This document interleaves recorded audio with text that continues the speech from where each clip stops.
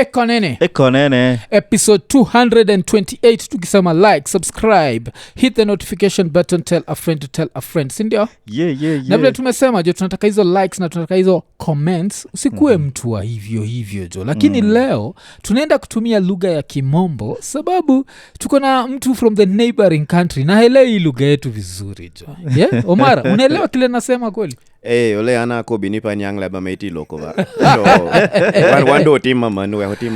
Yeah, so tuko na comedian mkali kabisa from the sides of Uganda and his name is OMARA Daniel, and in Uganda they don't speak Swahili, which is a very interesting thing. Why don't you speak Swahili? But no, before we start, Idi Amin. Oh, okay. Yeah, he ruined Swahili for us. Okay, Swahili was, when the military would lose their crap, they would use Swahili as the language of operation. So the words we know in Swahili is panda gari, toa viatu.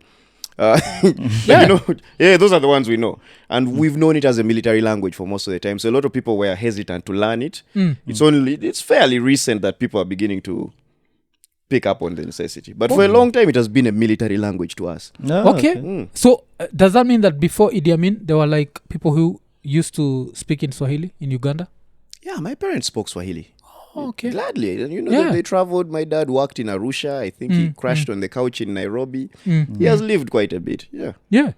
Okay, I didn't know that. Because I know the stories I've heard about it was like one of the things I've heard is he apparently took like all crippled people and threw them in the ocean. How true is that? Okay, I've heard things about Idi Amin, but you've never heard that? We still have enough cripples to go around, man. If he did take them, he didn't do a very good job. But no, there's a lot of exaggerated stories. Yeah. So. This guy is a comedian, so don't take it too seriously. Seriously. No. But that was a good one. That was a good joke. Because the other joke that I've heard was when he took over the country, he went around and he'd see like these posts written land for sale, and he'd be like, who's this Sally? I need all this land from Sally. That's also a bullshit story. Okay, so Amin wasn't exactly literate. Okay. But there's a lot of things he got wrong. Like there were times during his meetings when people were speaking complicated English, he would tell one of his homeboys, just nudge me if it's something I need to laugh at. Okay. Or pinch me if it's something serious. And one time this guy blunders and accidentally nudges him when it was something serious, and he burst out laughing. And everyone's like, what the hell is going on? Yeah. So long story short, we've never heard from that guy again. But I wasn't alive at the time. So to me, all these are stories, pretty much. Yeah. Okay. And after Idi Amin is when this other guy came in, I'm trying to remember the order in which Milton it happened. Obote. Yeah. Milton. It's pronounced Obore, by the way. Obore. Yes, Obore. Okay. The T is an R. Like little. Right? Okay. Like Lara. Yeah. Little. Little, yeah. Because I have to ask, is it Kony or Kony? Kony. Oh, Kony. Okay. Which ironically means help. Yeah. Yeah. Yeah, because it means help in Luo. Exactly. So this Kony who's in the jungle, he's a Luo dude, like a Ugandan Luo. He's a northern Ugandan Luo. He's a Choli.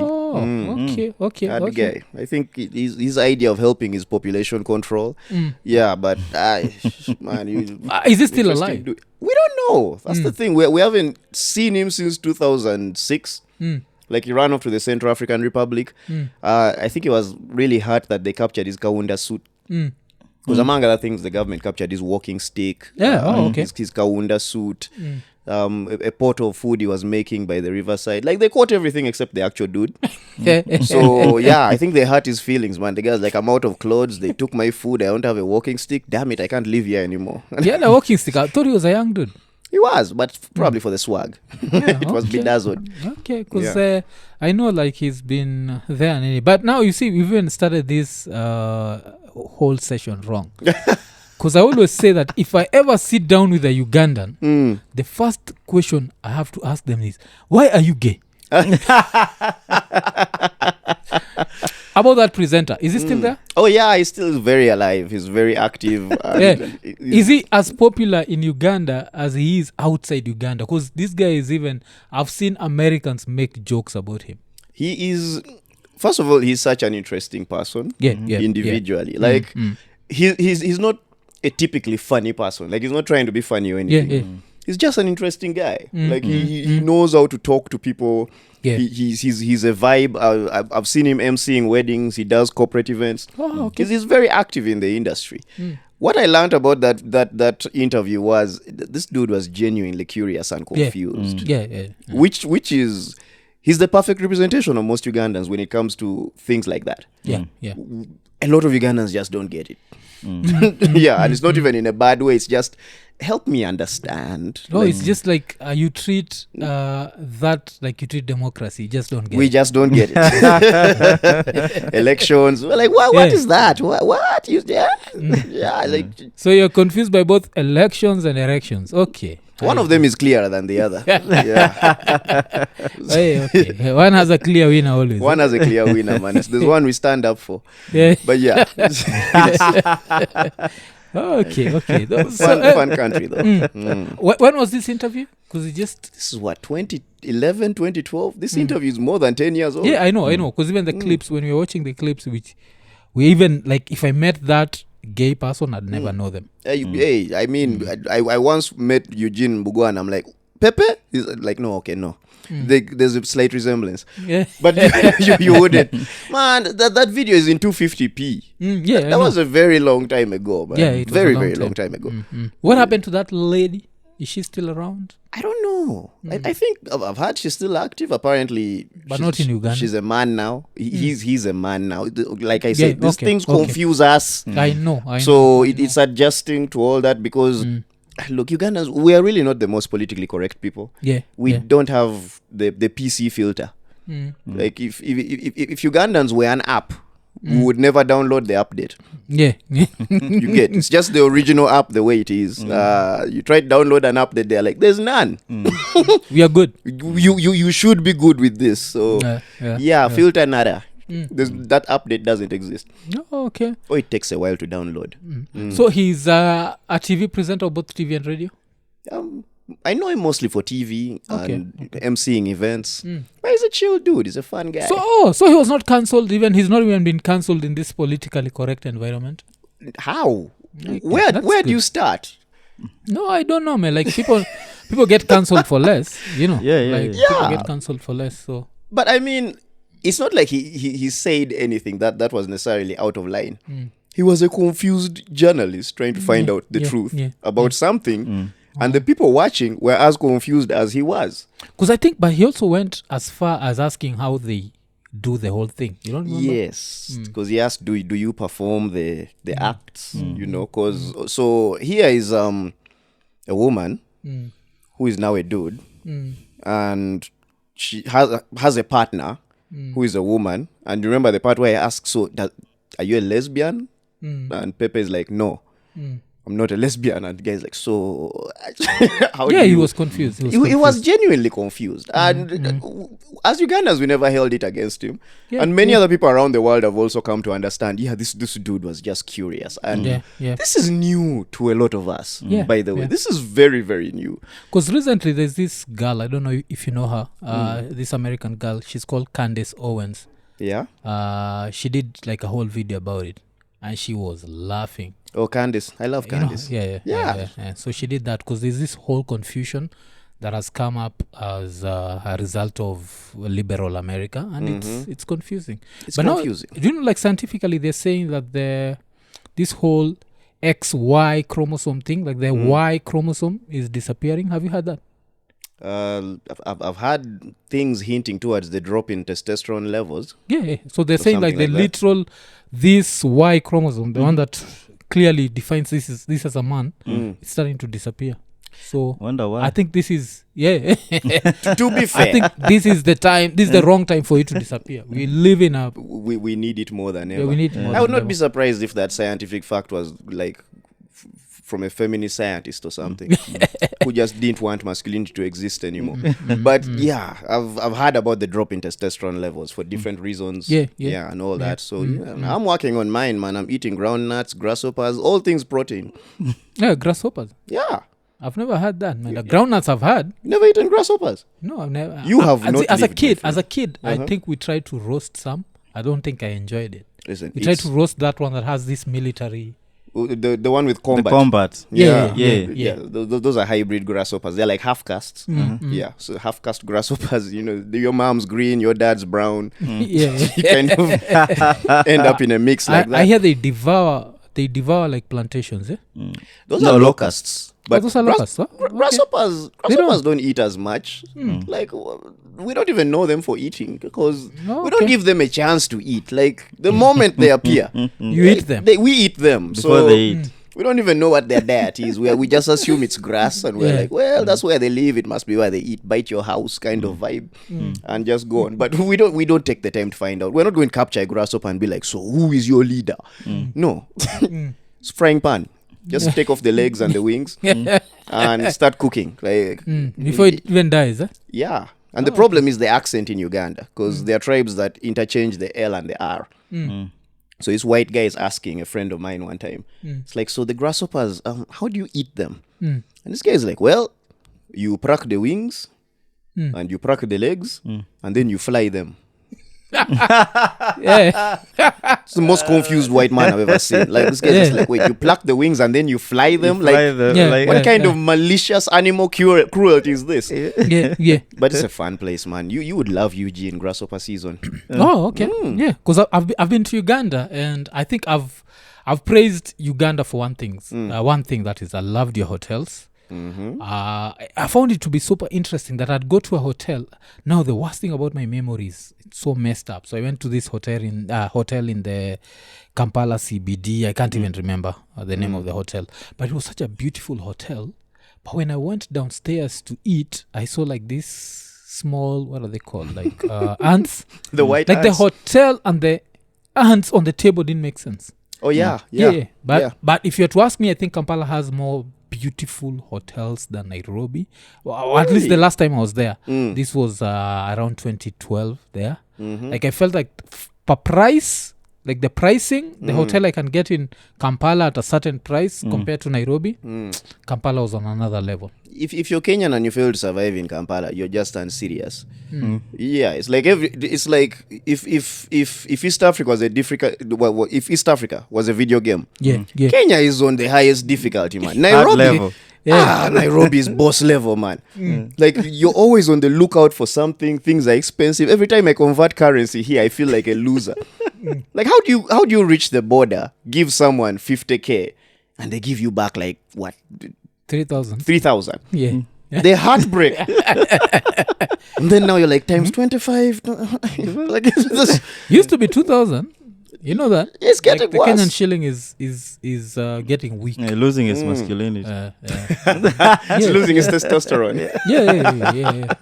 The Kenyan shilling is identifying as she. And it already has the so I guess, its pronouns are low and value. Yeah. So you're slowly catching up. It's still going to take a while, man. Nairobi is just a whole other place. I've seen Kenyans in Kampala. They act like it's the freest place you could ever be, right? Like they're roaming at night, they're walking around with their phones out. Of course, nowadays you don't do that. Kampala has changed a bit, We learned from the best. So, well taught. I've never lived in Kampala, I know. so that the best just means Nairobi. No, lockdown changed Kampala a lot. Yeah, okay. Like, a lot of things changed about Kampala. It became a lot more of a hustler community after lockdown. But until recently, it was a very chill place. You were hardly ever worried. There were specific places that crime was assigned to. This like crime, pick your hustle. Go live over there, be on that side, be in the ghetto, be in the slums. But stuff has switched up a bit. So I usually see Kenyans very free in Kampala, like just hanging out and having the time of their lives. Ugandans in Nairobi are the opposite, man. You're anxious for no reason. And it's not that we believe Nairobi is a dangerous place, but the warnings we get from Kenyans when we're coming here. You notice Kenya in general scares us because we get warned. You get a different warning for every city. Like Nairobi, don't move with the windows down. Don't look rich. mess up your hair a bit so that they don't suspect you of anything. Don't open your mouth if your accent isn't right. If they detect that you're not from here, you are going to get either bullied or robbed. Like there's a list of warnings, and you're just going through them. Like, so what am I supposed to do? Stand under a traffic light next to police all the time? Like you get, and I thought, okay, yeah, it stops in Nairobi. I'm going to Mombasa. Guys are like, oh, don't go with any random chick. Don't pet any cats. I'm like, what's wrong with cats? They're like, you never know who you're touching. I'm like, what do you mean who? Yeah. That's the ish. Like in Mombasa, they say your cat is not your cat. Your pussy might actually be a real one. It has a name. Yeah. So there's warnings from all over the place. Like so coming to Kenya is different for Ugandan. You're like, I really have to watch my step. Yeah. And already you know you have a disadvantage in currency. So you're coming with lots of fears. There's the language barriers. Swahili is Nairobi Swahili is different. So if you learn the Tanzanian version, then again you're speaking a whole other language. But it's an interesting place. I've enjoyed Nairobi. It's lit. Yeah, because another advantage of our Swahili even for you is you can mix up English and Swahili as you go. So I think that makes it easier for you guys. But now I am minding my business. This chick is like, Mimi anakam. I'm like, ooh, well done, good for you. Ati mimi anakam. Nakam, you drop the A. My other problem with Nairobi is buses on pavements. I wasn't ready. That's not in Uganda? Buses? Yeah. Taxis, bodas maybe, but buses on the pavement. Yeah. In like, Nairobi your buses are pedestrians. What? Nairobi is a different place. It's a whole different vibe. Oh, okay. That has made me very curious. Kampala. Yes. The rich neighborhoods, what are they called? Give me a few names. Of Kololo, Muyenga. Let me see. Where else? Rubaga.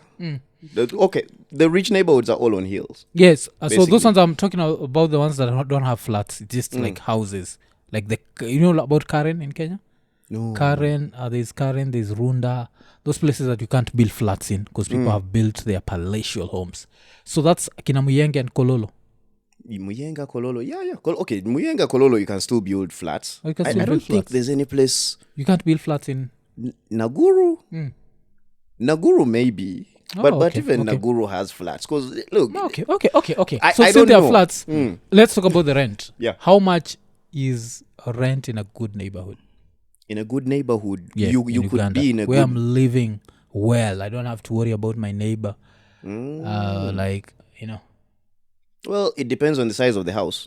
Yeah, like we are 3-bedroom house. 3-bedroom in a nice neighborhood, you could be paying about, 2.5 million Ugandan. That's a lot. That's over 100,000 Kenyan shillings. So, yeah. But that's not like still expensive. The upper scale. Because the upper scale neighborhoods, like the real proper ones, they charge in dollars, man. Yeah. So well, they don't want the Ugandan shilling. Because now you too much. Your shilling is... Man, your shilling might collapse the building, man. Yeah, your shilling is like... your shilling is like Zari in a relationship, man. It might change anytime. It's inconsistent. That's another thing I've always been curious. Where did this girl get the money? Is her father in the government? Because I always look at Uganda, that for you to be that wealthy, your father has to be somewhere in government or... Look, I will tell you one thing about Uganda. The wealthiest people's income sources will never be clear. You get it's every success story we've had starts with, I used to push wheelbarrows, now look at me. I'm rich. You're like, okay. There's a lot missing from this story. Like the stories don't have beginning, middle, end. It has beginning and end. And the beginning is... Although the beginning is always amazing. I was pushing wheelbarrows on the streets. People were insulting me. Life was hard. I used to sell pineapples on hot days. It was a struggle. I got kicked by horses, beaten by dogs, scratched by cats. Every animal hated me. The struggle was real, bro. The struggle. Whoa, hey, look at me now. You're like, okay. What happened? Well for did the cat suddenly start liking you? What changed? So there's Zari, I don't know. And I'm one of those people who never really takes the time. Yeah, so her dad is not in politics. We don't even know if she had a dad. Like, okay. So she just springed from nowhere. No, we know she was in South Africa. Yeah, Married to this dude named Ivan who passed away. Was her husband. She was married. Yeah. You know, happily, 2 kids and what. A consistent relationship and all that. Then he passed away, and I think somewhere at that point after that, something to do with the Lamborghini, and then Diamond Platnumz came in. And then now there's the new dude she's married to. So Did you have to say that Diamond Platinum's came? I think that was hey, I say it came through. You said it came in. I finished the sentence. Oh, did I say it came in? Yes. Oh, I'm sorry. Okay. Well, no regrets. But yeah, it happened. But now the funny thing, when you said that, it reminded me, like, I think I was watching the first season of that show they had on Netflix. And I remember seeing her dad, and her dad was not loaded.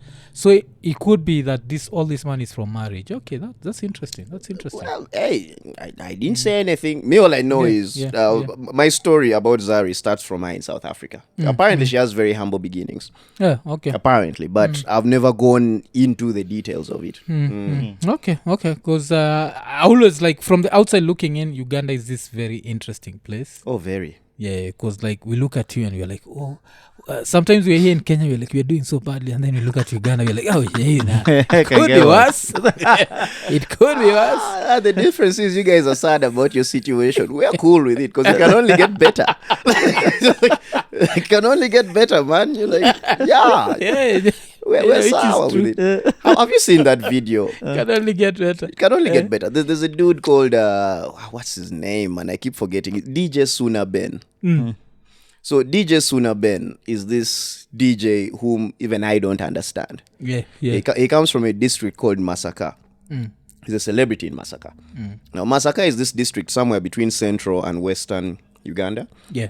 And it's one of those districts whereby, it's where the grasshopper trade is the greatest. Someone will buy a brand new Mercedes and just stock it full of grasshoppers for transportation to Kampala. What the hell? Business. Yeah, screw the Mercedes, man. I'm making money. Oh. Yeah, so it's the city, I think, with the most Ipsums. Because that's the one car you can stock full of anything and it will somehow still operate. Oh, that's the funny thing. So in Uganda, you have Ipsums. In Kenya, we use Probox. Yes. Yeah. So, we also have Proboxes there. But you prefer using Ipsums. Ipsum has a nicer shape. Everything in Uganda has a butt. So I kind of like that. Probox is flat. We're like, nah, not you, not today's setup. Okay. You're saying Probox is Kikuyu. Okay. Yeah. Ian is there like, what? No, it's my side now. Oh, that's... Masaka is wild. Masaka is... If you want to know someone's from Masaka, look at the dashboard of their car. It always has fur on it. Like just the fur, right? Like random animals. Could even be cow skin. And then they could have different animal skins on different seats. Cheetah print on the headrest. Dolphin on the on the back seat. Like random animals just plastered all over one car. Wings that weren't fried. And then the guy paints his Vitz stealth black. Puts lights all around it, puts a ladder on the back. Who puts a ladder on a Vitz? And then puts some message like Too Fast, Too Furious with a giant exhaust and a plastic spoiler. And he's living his life. Like he's going around with the noisiest, tiniest car that needs a ladder to climb it. And some random number plate like Wololo. Some weird and just... this toy car running around. You're like, who has the remote control? Shut that thing down. But Masaka is a very interesting place. Oh, okay. But it's just one representation of what Uganda is. Uganda is late. How far is it from Kampala? About 3 hours. Oh, 3 hours. Okay. 2.5 to 3 hours. About that time. Takes a while to get there. Did you guys finally get an airport? Or is still Entebbe? Because the last time I was in Uganda, we used Entebbe. But the Chinese have been around for some time. So maybe the Chinese were like, here Kampala. Why aren't there airports in Kampala? Hey, we have tall buildings, man. Fairly tall buildings. I mean, you could... Also, if you can't set up an airport in Kampala, where do you begin? No, I'm just asking. I'm trying to... I think it's safer to put the airport as far away from Kampala as possible. Oh, okay. For the safety of the airport. Because Kampala tends to be chaotic. Like we have bodas everywhere. So I come to Nairobi and I'm cool with taking bodas. But everyone's like, hey, you can't access the CBD on a boda. Yeah.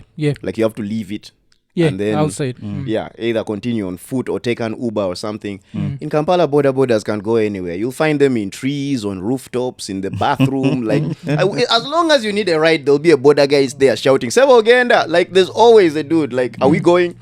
So we always joke about how the reason why aliens can't invade Kampala is because they will be overwhelmed by the amount of attention they're getting from border cyclists. Like, you land your alien ship,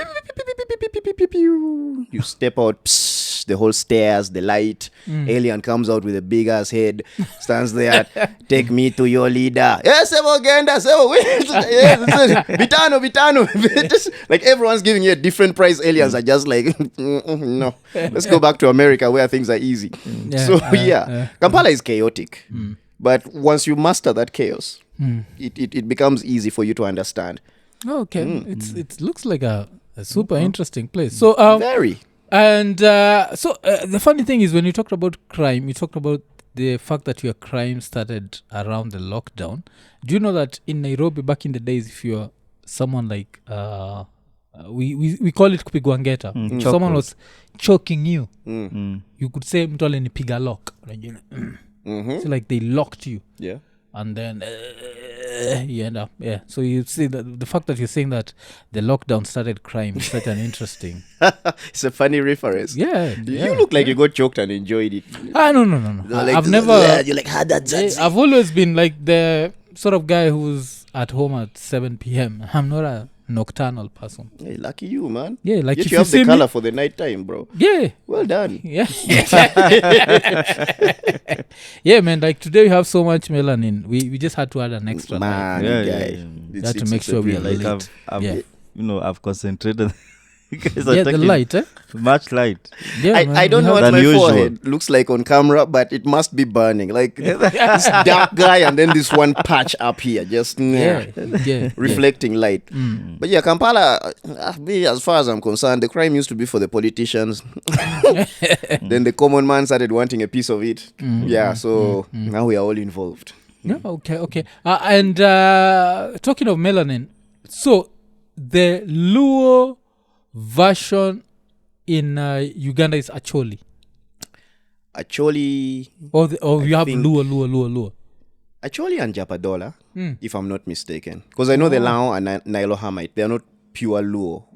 We are assimilated by the Acholi. Okay. Like, we live too close to them, got to know their women a little too much, drunk with them. Next thing we know, we sound like them. Okay. Kind of. So the Lao and Nilohamite, and with a bunch of our tribes. The Acholi, I think, the Acholi are hardcore Luo. And the Japadola, because those are the closest to the Jaluo on our side. The Japadola are Eastern Luo. Oh, okay. Yeah. Do they stress Museveni as much as the Luos on this side stress the presidents? Luos everywhere stress everyone, not just the leaders. Luos will stress you generally because there's again, the average Ugandan doesn't have a filter, but then the average Luo has no filter plus no hope of a filter. They kind of just say what's on their mind at all times. So it's like it's complex. Like if a Luo got robbed next to you, even if you weren't the one, you are going to be the one. Yeah. Through a series of questions like, hey, did you see anyone touching my they'll greet you, by the way. Hi, how are you? Yeah, well done. Yeah, good to see you. Yes. So you okay? Yeah. Okay. Did you see anyone robbing me? You're like, no. It's like, how long have you been standing there? You're like, I've been here for a few minutes. So you must have, you sure? You didn't see anyone? You're like, no. It's like, where were you looking? Like, it starts to get, it starts to escalate. Where were you looking when I was being robbed? It's, you are the, been as in come here, let's sort this out man on man. Like, you are the suspect because you are too close. Oh, okay. There's no denying it. That's interesting. But very gentle, very calm, very loving people, very understanding on a good day. Are they known for throwing stones like the Kenyan ones? No, Ugandans don't throw stones. We throw people. Like, who has time to pick up stones when you can hurl one person at their friend? Prove a point. You're wasting energy tossing one stone at a time. Fling one guy and use him to knock down 5 people. Okay. That's economics. You can see, and physics. Yes. Energy is not lost, it's transferred. To someone's face. Yeah. Oh, that's neat. Because on this side they're known for that, like, you know. And when I say they, I'm saying like, because like I'm Luo, so I know we are known for that. We are known for like using the sling, like David's sling. Mm-hmm. We call it Orujre. That's dangerous. Like it's so. You know what baffles me about the Luos here? The lifestyle. Like how someone could be homeless but have a plasma TV. Yeah. Like yeah. I've never understood it. Like this guy is living under a bridge, but he has a leather sofa and a plasma TV and a solar panel for some reason. Yeah, like money management is bad. It's bad. Like we know generations of people who've been super rich and then ended up super broke. So money management, yes. Money management is really bad. But sometimes I feel like you people could have used more laws. Because now let's talk about some politics, like some Ugandan politics. Like this is the most interesting thing. I remember there's a time we were laughing here. We were asking ourselves, like, who's the Ugandan vice president? What's her name? Because I know it's a her. Do you know what's funny? Currently, I don't know. Yeah. Like I could Google it. I've probably even heard it before. Yeah. But the only person I care about is the president. Yeah. That's what we were talking about. Because like after Sekandi, what was Sekandi, right? There's this politician. He was the vice president, the quietest vice president we've ever had. Yeah. This guy was so quiet. Was vice president from when to when?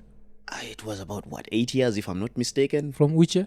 I think he was the guy before the current one. Oh, okay. Yeah. I so quiet. Yes, because he was speaker of parliament, deputy, then speaker. He came up the ranks. I'm trying to remember because I avoid politics because it gives me depression. But yeah, he was so quiet that people had to. There was at least once a month. There was a Twitter post like, "Oh, by the way, guys, remember, Sekandi is still vice president, right?" Oh, okay. He was so silent. But the thing is, it's hard to be second in command to Museveni. Yeah, I know. Yeah, It's I hard. know. Dude's a micromanager. Like I remember there's this thing where this politician got gunned down. Some dude called Abiriga gets gunned down. He was a hardcore Museveni diehard, right? He was representing for the team. And Museveni is among the first respondents to the scene. Yeah. With the police. Like vroom police, state vehicles, the mobile toilet, Sevo's car. You know the mobile toilet, right? Yes. We'll talk about that. In that there. order, yes, like the dude has arrived. Guy is first respondent to the scene of a crime. So what was vice president supposed to do? Show up second? Like, how are you supposed to keep up with that? So sometimes it's like, do we really need a vice president? Like, Yeah. Sevo handles everything. So Why was this guy killed? Have they ever solved the... Nah. We actually don't know. There's just been a number of those that have happened. Guys, people getting gunned down and they drive off. They always arrest a couple of people. Some people get tried, but we never really figure out the why or exactly the who. Yeah, but Okay. hey, it's shit happens, man. Yeah. Because this is what we are asking on that podcast. We are asking like, what happens when Museveni calls his vice president and asks them, where do you see yourself in the next 5 years? Like how are you supposed to answer that? Yeah. If Museveni asks you that, because at least the Kenyan one can be asked by Ruto, like, where do you see yourself in the next 9 years? Yeah. And he'll have an answer like, I want to be where you are. Where you are, yeah. But UG, man, damn. You can say it, just I don't know. We don't recommend you do it. Yeah. You can say it. You can say, I eventually see myself being president. Don't set a timeline. Say eventually.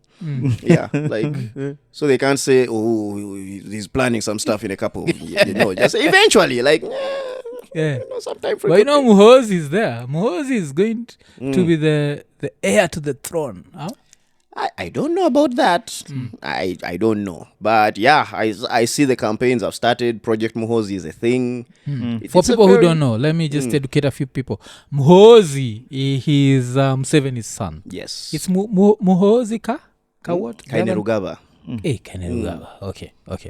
Yeah, dude with a whole other vibe, man. He's saying he could take over Nairobi in 5 minutes. Huh? Yeah, man, you guy. That was a hard time for us Ugandans because Ugandans don't know how to fight on Twitter. Like, because when Ugandans are on Twitter, they're not doing anything else. Yeah. I don't know how you guys balance it. Like, Kenyans can be hating on Twitter, just angry, then go back to their computer. Like, so we'll deliver this account by tomorrow morning and stuff. Then come back to Ugandans once they pick up their phone. Like, Kenya dissed us. Offices close. The airport is shut down. Flights are not coming in. Ugandans can't multitask when they are fighting. So it was a tough time for us because we don't really have that many people on Twitter as well. Yeah. So it's not, we don't have that many people online Ugandans in general. on Twitter. Yeah. There are Ugandans on Twitter. There's a whole UOT, but I can tell you it's the same 100 people tweeting every day. Yeah. We're just not that many online. Or if we are, most Ugandans online just come, post something and dip. Leave it there. Yeah, so when that beef was happening, when Nigeria was coming at us for imprisoning Tems and what was it, OMARA? Yeah. For performing during lockdown, when there was that beef with South Africa over visas, like every beef that we've had on Twitter, Uganda has lost simply because people are like, I really don't want the stress of having to deal with all of this madness. Yeah. Oh, okay. So yeah. What happened to the Tems thing? So they invite Tems and OMARA. At this time, that's how we found out who Tems was, by the way. Yeah. Like, I think the women knew her. And then a couple of guys knew OMARA, but because they knew her because of Whiskey, like that famous song. Yeah, which I really don't like. Like, I have nothing What's that against. song called? Tems na Whiskey. Essence. Essence, something like that. Yes. And the reason I didn't like the song is because the beat starts really well. Like, the tune. Yeah, you're like, this is a vibe. Tune. I'm like, yeah, it's okay. So then Tems' voice comes in. I was like, no. I've just never liked Tems' voice. It's not that I don't think she's talented. I just don't like how it sounds. She has one of the most unique voices. That's Very the funny unique thing. Like, I love such voices. Like, when a voice is not conventional like that, I love it. Me, I just find it irritating. Every other song I'm here, I'm like, goodness. But yeah, so Tems is in the country. They perform during lockdown. The police is there. Everything is set up. There's security. The venue is full of people. Yeah. The event goes very successfully. OMARA even shot a video where he's on stage and there's an audience behind him screaming his music. Me, I'd heard the songs, but I didn't know who had sang it. Because again, I'm one of those guys who's aloof most of the time. I live in my own bubble and I'm very selective of what I choose to bother myself with. But as a comedian, you need to know things, right? Yeah. So next thing we see, what's his name? Bebe Cool. Yeah. Calls for, because Ugandan performers were not allowed to have concerts at the time. Okay. But now here we have 2 Nigerians performing. The event, of course, is organized by Ugandan promoter. But Bebe Cool calls out the government on it, like, why? These guys It's not cool. Yeah, you guys are told us. Bebe Cool wasn't cool about it. It's like, why have you arrested? Why do you keep shutting down other concerts, but you're allowing these guys to perform? Yeah. So the police acts and they grab them, throw them in jail. They even arraign them in court. It was that bad, man. Shit. So, and I'm sure Ugandan jails are not Tems level, because at that point Tems was the ish. Like, I don't know what Tems level jail looks like. It must have a lot of rear space, but it's guys are tossed in jail. Yeah. Okay. And the Nigerians respond. The Nigerian High Commission steps in. Like it was a diplomatic crisis. Okay. But it was also during I think campaign season. So a lot of people were saying it was a distraction from the chaos of the campaigns going on and stuff. The oncoming elections and all that madness. Because I remember like a lot of people also shot in. I remember just seeing these videos of people with their limbs shot. Yeah, that was during a the weird election season. Period. Yeah. November 2020, 2020. Yeah, I think it was. Yeah, it was during campaign season. There was. But the funny thing is, I remember watching the videos and being like, at least they're shooting their legs, because in Kenya they go for their heads. You'd rather limp for the rest of your life than die. I don't know. No, guys were shot all over. Like I'm sure Kenyans were shocked that Ugandans were actually rioting. Yeah. We were shocked with it. That's been one of the most violent. We were worried for you guys. As in, you're the ones always encouraging us to riot. What do you mean you are worried for us, guys? Yeah, I know Kenyans always talk that ish. Kenyans, it's like you guys have a course in Nairobi University. for rioting. Are you hurt by something? Oh, come learn how to throw a fit in public with burning tires, toss tear gas back to police and Barricade stuff. some shit. I'm Yeah, always yeah, seeing yeah. Kenyans online, but Ugandans, why don't you act? Why don't you do this? Then when we act, they're like, oh, we were so worried for you. You liars. But Because you know who you're up against Yeah. and what he can do. Well, you know, it went according to plan, according to the Kenyan plan. Ugandans have a different way of dealing with situations. Ignore it and it will go away. and it It never hasn't goes. worked with Museveni. It's, you know, it applies to everything else except leadership. And then what's up with this thing that he does where I see him at meetings, he's seated here, the person he's talking to is there. It's across the border. Yeah. Yeah, man. Okay, I think he's a fan of long distance relationships. Yeah. So Sevo he loves his space. I honestly, if I had been president for that long, Yeah. even I would put some distance between me and anyone showing up at my place. Like I'd speak to you via Bluetooth, man. just like Yeah, just stay away. I think it's more of a security thing than anything else. Yeah. Also, 'Cause I always find it. 70 does not like diseases. Oh my goodness. Yeah, because he knows right now. What's the term? Hypochondriac or something like that. Fear for, Fear for he has OCD. Diseases in general, being like, contagious. Oh, or okay. something. because every time a disease has popped up, even before masks were a thing for COVID, there was this thing called Marburg, which was So yeah, Marburg was like Ebola's international cousin. You know, cooler name, better branding and stuff, but still Yeah. almost as deadly. So there was Ebola, there was Marburg, and every time these diseases popped up, Museveni was in a mask. He wasn't shaking hands. He was waving at people. Funny thing is, he always put his hand out like he was going to shake it. Then when you reached out, it was psych. No, I swear, we have one of the most interesting presidents in the world. I find he has a very, he has the most interesting personality. And we know the reason you're saying that you have to go back home. I have to. But no, I disagree with him as a leader in so many ways. But I'm the type of person who can look at you and be like, well, you're a fun person to hang around. I'll drink with you. Yeah. Though I don't agree with your, ideologies in a lot of ways. Yeah. But you know he's reached that age where everything is natural causes. So I know you have to be fearful. Hey, me, I'm just trying to live abroad, man. Abroad is now my country.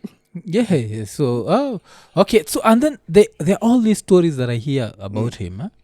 Like for example, I've heard that Besije was his doctor. Is that a true story or just some Kenyan fable? No, I think that was actually a true story. Oh, okay. Besije was a military doctor, and they were in the fight together. Yeah. It's been a lot of these guys who are beefing now were once very close. about the same life. It's just like in the comedy industry. You start a platform together.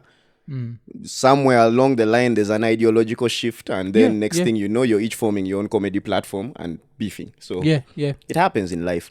Oh, okay. Yeah, because I've heard that they were once friends, and also there's always the story that he tells you that if you want power, go to the bush. Is that true? Like if you truly want power, go to the bush. He has never recommended it. So it's a running joke amongst Ugandans. Oh, okay. Because even I used to work at a place called Vision Group, and the CEO once used it as a joke. Like there were I don't remember what was being voted for. Like most popular person or something like that. Yeah. And then he lost to someone else, and in his speech is like, this stuff must have been rigged, you guys. I'm going to the bush. And people just burst out laughing. Like going to the bush means one of two things. Either means you're going to war to fight for something you feel you are cheated out of, or you're going to the bush to, stretch lips. Yeah, it's part of certain cultures in Uganda where they go and just stretch the lips. Okay, which lips are these we're talking about? The meow lips, Yeah, okay. you stretch them. Stretch them around like thingies. Okay. Apparently it improves pleasure and stuff. So when you hear someone saying I'm going to the bush, it depends on the gender. Okay. Yeah. For different I'm reasons. still stuck there. Like. I know, So stretch man. them. It took me a while to figure it out also. I was So like, have you ever seen stretched ones? yeah. Was the pleasure better? Or the pleasure is better for the woman? For the woman. But then okay. traditionally, I think their men prefer it. And stuff, so it's like cool for them. It's like their thing. Me, I'm from a culture where no one's bothered. It's hey, can I get in? Yeah, we good. Let's make this work. Oh yeah. Okay. Yeah. Which community is that? It's mostly the Baganda. And of course, some other people have adapted it from the Baganda, and because they're like, it works for these guys. Yeah. Oh, I want to marry a Muganda man, but it's not something you start doing in your adulthood. Apparently, it starts from Oh, a when you're while little. back. You have a senga who's like your auntie who teaches you about sex and stuff. It's like your sex ed teacher, but from the family. Oh. Yeah, so they're the ones who take you out and teach you how to do those things well so that you don't hurt yourself. Teach you how to please a dude and all those things, how to Really? fly a plane. No, I'm kidding. There's never anything about piloting in the bush. But it has its reasons. Their culture is cool with it. Other tribes are like, no, we're about a different life. That has also reminded me like another thing that I had back in the days. Now, if you go back to the story of the bush, back in the days, I remember visiting Uganda, and I had some Ugandans saying that we are so tired of these Rwandese. So is there a rumor that your president is Rwandese? Like Hitler was Austrian? Hitler not was German. Austrian? Yeah, Hitler was Austrian, not German. Yeah. That guy loved the wrong country a little too much. Yeah. Yeah, that was weird. So there's always been the rumor of Sevo being Rwandan or Rwandese. But the Banyarwanda are also a tribe in Uganda. Like there's a section that are a tribe in Uganda. But I thought that as far as I'm concerned, isn't Museveni like a Muhima or something from the West? Oh, okay. Because the rumors confuse you about the guy's tribe. You keep hearing different things, so eventually you're not sure. But I'm guessing he's Ugandan, possibly a Muhima, like the royal class of their tribe or something. Yeah. Because Kaguta, Kagame. The K's are winning, man. Kenyatta, Oh, okay. I guess. Karuto. So we're trying to get all of them in, man. The K men and the Janets are winning. Yeah, because Karuto is winning on this side, man. Yeah, Karuto is winning on this side. Do you know, I even said it on stage the other day. I was shocked how fast they put up Ruto's photos in all the offices. Yeah. Oh, That's immediate. You? Yeah. Yeah, it's like, so you don't have that in Uganda? You don't put up Sebo's? No. Is Sebo or Sebo? Sevo's photos are everywhere. Yeah. But I was shocked that you guys actually get to change photos. Oh, okay. Yeah. So okay. I was kind of like, oh, okay. Damn it. Oh, Uhuru is not here anymore. They switched it. I'm sure the day they take Sevo's photo down from the wall, there's going to be a patch. Yeah, because Like It's been like there. Sevo. like a Sevo-shaped patch on the wall. Like it's been there forever. But it's life now, man. So, so yeah, you talked about Project Muhoozi. So, the main... Why do you prolong it? Is it because of the double O? Yeah, double. It's Muhoozi.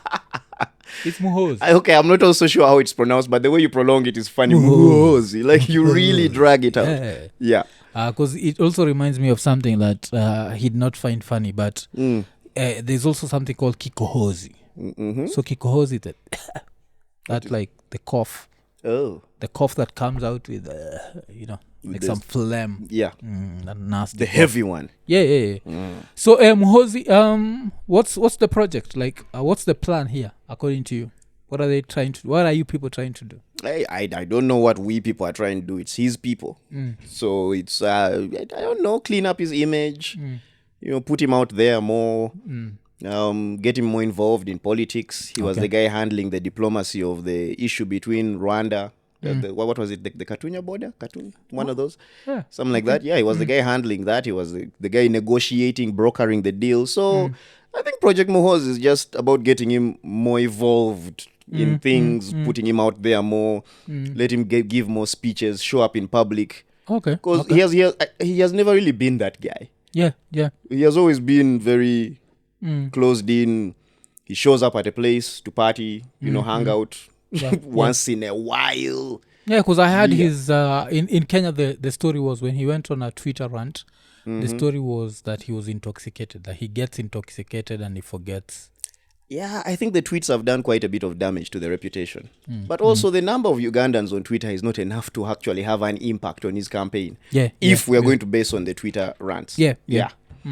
Oh, okay. It is just what it is, man. People, we can quarrel all we want, people on Twitter, but the reality is what's going on ground, man. Yeah. So you people have just accepted your fate. Like, have Ugandans accepted that this family is going to run this country forever? Or Not really. I don't think Ugandans have accepted their fate. But what is the point in fighting? there is, like, Kenya changed. Yeah, Kenya changed. But we just don't see the point in fighting. Because here's the problem, right? You could start leading a battle. Yeah. And then when you're taken out, that's it. Okay. Like, this is the problem I have with Ugandans. Like, they are yeah. behind you until something goes wrong.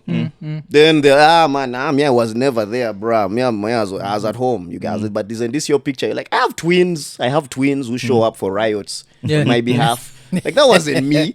It wasn't me. Like, they back down really fast. So at some point, even you as an individual, you're like, there's no point in being a martyr when I have a family to take care of. Yeah. I would rather prepare myself for the worst and how I can get my family out of the country. And this is honestly my opinion. Like, me as an individual. I'm not going to die for a bunch of people who will forget me in 3 months. Yeah, I know. You get, this guy is rotting in jail forever.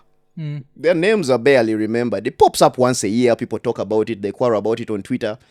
Then a year later, never forget so and so. I'm like, 12 months? Really? What do you think this person has been through in 12 months? I don't want to be that guy. I have a family that loves me. I have people I need to take care of. So I'm going to stay away from trouble as much as I can. Yeah. Honestly, for me, people want to be heroes. Fine. I just want to be a hero to the people I love. Yeah. That makes sense. And Stella Nyanzi, like, was she a lecturer there? Yeah. I think she's in exile now. Yeah, she's in exile. She's in Germany. As soon as she landed there, because she escaped through Kenya. And then from Kenya, you airport, traitors. and then went then went to Kenya's relationship with Uganda has always been this very interesting relationship. Like, when you had dictators, your political prisoners would, escape to Kenya, and ours would escape to Uganda. Like, during Moi's 82 coup, a lot of Kenyans just went to Uganda for safety for some time. When you said 82, I was like, I thought you were going to say 82-year rule. No. He ran this country for 24 years. Museveni has been there for, is it 30 what? 83? 36. 86. 86. Yes. So that's about 35. 37. He's been there since 86, not 87?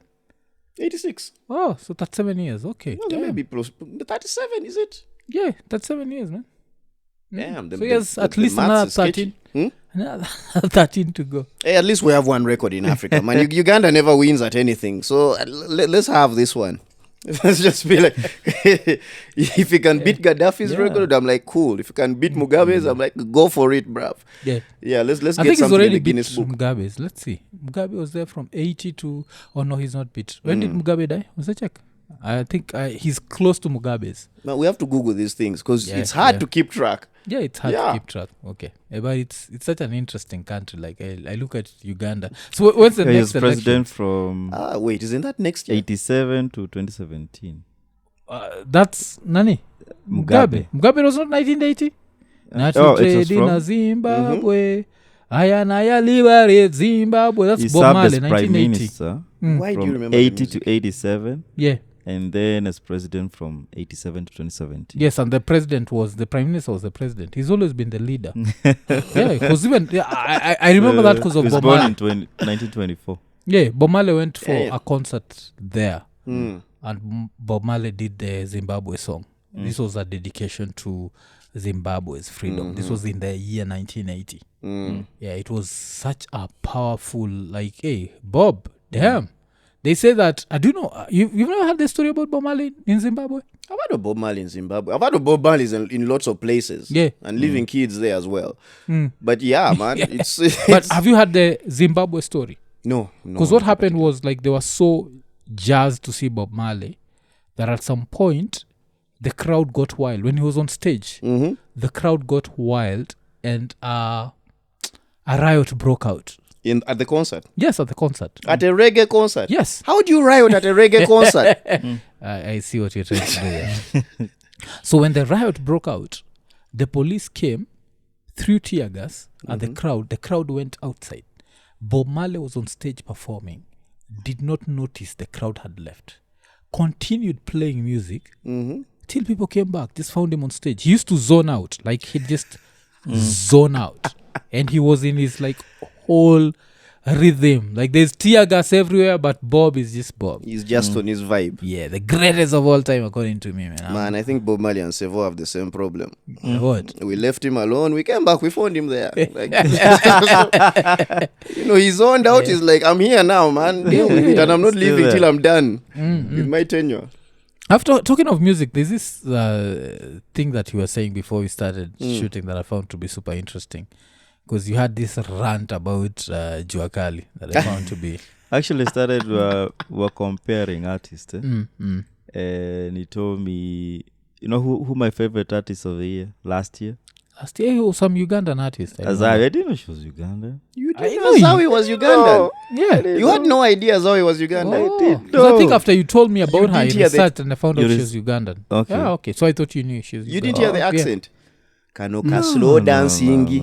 no. Slow dancing. Like when you hear a vowel at the end of an English word that doesn't have a vowel, are you coming? Where are you going? Who are you? When you hear the R's are missing in words like where, where, those ones, it's Ugandan. Where ya? Okay. We're going where ya? Those are had to be a Zawi. But she's amazing though. Yeah. So yeah. he was sharing his best from our land. Oh, That's okay. where So the rant began. what's your best from Kenya? Hey man, I've always loved Jua Kali. I've never gotten off. I know there's lots of new artists. Yeah. But Kenyan music for me, like the peak was when I was a teenager. Like my best time with Kenyan music was when I was a teenager. Right now I'm into Calligraph Jones, which weirdly is the direct opposite of Jua Kali. Yeah. Because Calligraph Jones is rapping really fast. Mazarongai, I love that song. Yeah, I love that song, man. Straight up to the sail. Yeah. See, I'm always blasting on. When I was coming to Nairobi, that was the song I used on the poster. Like I'm truly in love with that song. The reason I like Jua Kali is because you never knew when Jua Kali had started a song because he used so much energy to speak slowly. California. Like, I'm like, bro, you could use this energy to talk faster. And then what really got me about Jua Kali is how I was listening to Bidi Yangu. I loved that song. It got me in my S6 vac. Bidi Yangu, and I'm listening to it, and the song begins. California vitu mzuri. California vitu mzuri. And then he starts his talking, right? I'm like, this is a dope intro. Then I hear the chorus. I'm like, oh wait, that was the verse.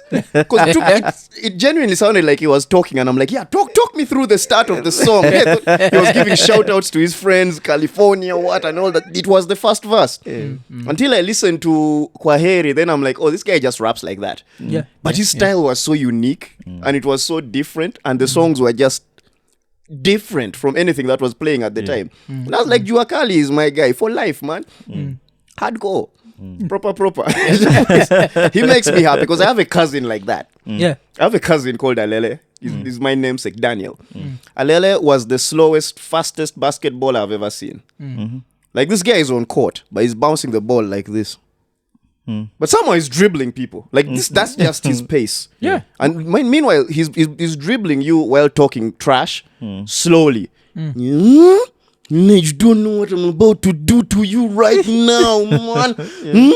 And me, I'm looking at him thinking, I think guys just failed to keep up because when he started talking, you slowed down also. And then he passed you by. So when I had Jua Kali, and then I met my cousin in university again because we hadn't seen each other in a while.